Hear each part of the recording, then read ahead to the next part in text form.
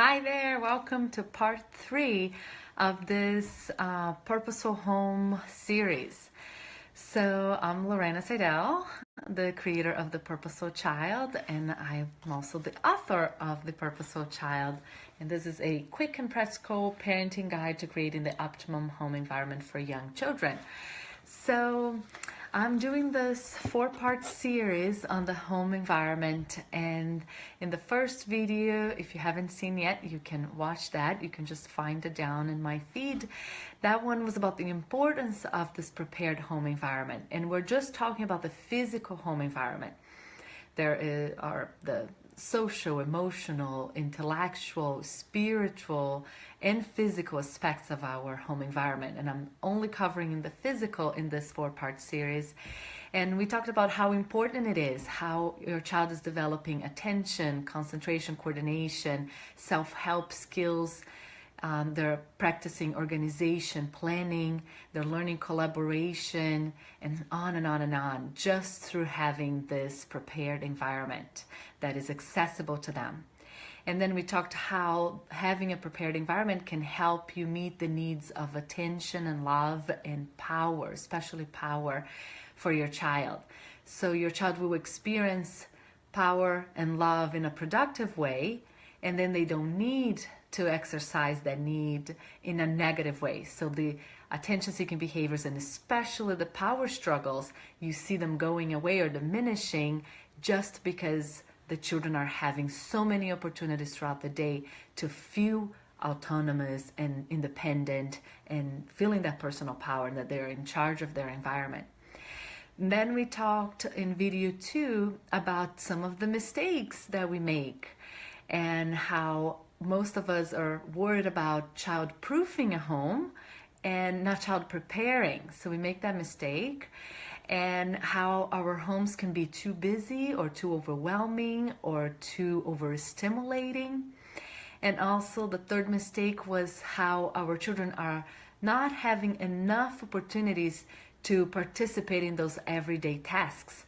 They are not helping us with meals preparation or setting the table or clearing things or even, putting away their laundry or getting themselves ready and dressed. We are taking away so much of those opportunities, and then, children are just lacking that. We end up putting them in front of the TV or entertaining them so we can get dinner done when we could have them doing dinner with us and climbing on their learning tower and using their choppers and helping us, put this together.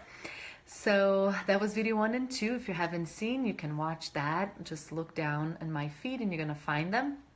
And then today we're going to talk about the 2 must-dos for you to have a sustainable and successful home environment. A lot of people put a lot of work preparing this whole environment, and they buy everything, they set up the cabinet for the children in the kitchen, they move the snacks into a lower area of the refrigerator, they arrange their closets, they put a bar that's low, they set everything up, they buy new furniture, they get the playroom to look amazing, this whole makeover happens. And then they come to me and they're like, this is just not working. It's a lot of work. The kids, they don't do it. Things don't get put back away. When they want the tools, they're not there. It's just it's overwhelming. They are not sure of what to do. They don't know how to do it. And then there's more messes, or it takes a long time. And then I have to help the moms just sort of get into this mindset of being really realistic. Those skills are skills that don't come easy, that they need to be practiced.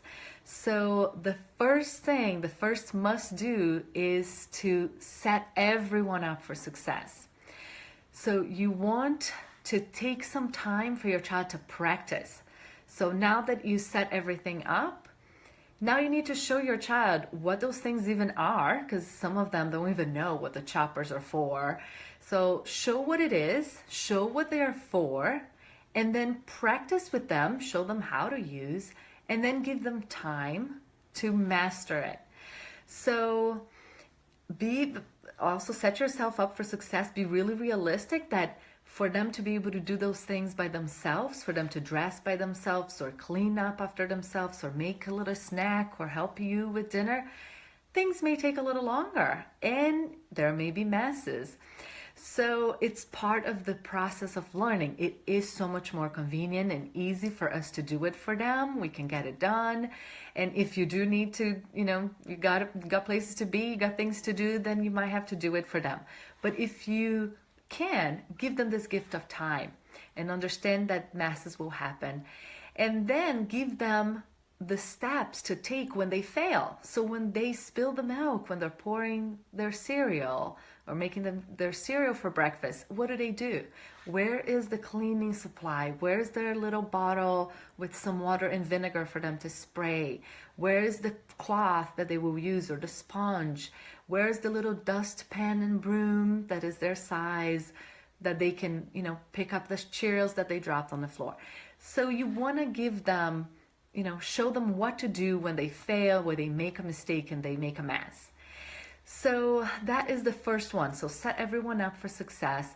Another thing you can do to set everybody up for success is take a picture of the cabinet in the kitchen and put it there so they know how to set it up again. So they know everything that goes in that cabinet. Or take a picture of the drawer, the items that go in that drawer, and put in the front of the drawer so they know where things go.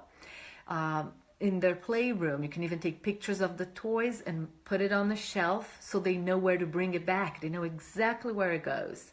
In their closets, you can put a picture of what goes inside of each drawer or in the closet. So look for ways to set them up for success so they can practice putting things away.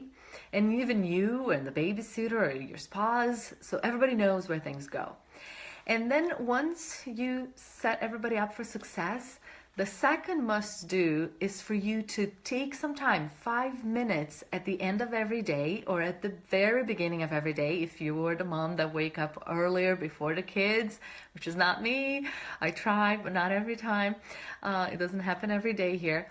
So do it the night before, 5 minutes of managing and resetting the environment. So go looking around, open the cabinets, make sure everything is in there. So empty the dishwasher, put the stuff in there, or make sure that the cleaning supplies are there again, that you refill the bottle, or that the little cloth and the sponge is there, and that things that they're gonna need in their closet is already there and set up for them. So just take a little time to rearrange things in the playroom and make sure everything looks the way it should look for them the next day. So everything is there, so they're not looking for things or there's pieces that are missing. So this is really the two biggest secret to make it work, because I know it's the setting everything up and buying everything, that's the easy part. It's just really hard when you actually have to start to use it on a daily basis and maintaining that. So that's why I say sustainable, because often it works really well for a few days and then things start to fall apart and things get lost and not put away. People forget what to do with them. So you just really want to set everybody up for success and then keep it up. And this could be something that your older children can do with you at the end of every day. Make it part of the rhythm. When you create that rhythm chart for them, make sure that there's 5-10 minutes there that is cleaning up, resetting the environment, so they can be the ones going around with you, hanging the towels and putting away the dustpan and broom again, their aprons, make sure it's clean and it's put back away, that everything that they're gonna need is there. So that is what I have for today. And if you have not yet downloaded the free checklist and the video that I show the whole house, what it really looks like, and the girls actually doing all those things with me, do it now. I'm going to put a link where you can just download that. And then if you haven't got my book yet, you can also just get this today on Amazon or anywhere else, any other bookstore. And get ready for next week. Next week, I'm going to actually show all my resources, all my favorite things. I'm going to show where I get the tools, what I get, what are the things that I really like, furniture, how did I arrange, like what I did to rearrange my home And then how can you create a wish list that you can send out to your family now before the holidays, or you can use for birthdays, so you can start to get some of the items that you may be missing. And so that's it. So tune in next Thursday at 1:30. And now go ahead and get that list, get the video. And if you already have your home all set up and your children are already practicing all those beautiful everyday tasks, then just remember that there are things you can do to set them up for success and set you up for success, and maybe even readjusting your expectations, becoming more realistic, and just that mindset of there will be a little bit more messes and it will take a bit longer, but there are things you can do to help them through that process of mastering it. And then give yourself a few minutes at the end of every day or at the very beginning of every day to reset everything up, make sure everything is there, everything that you're gonna need and they're gonna need, and then you're golden. That's it. That's the secret for a successful, sustainable, prepared home environment. Thank you so much, and I will see you again next week. Thank you. Hi, Carol. Bye-bye.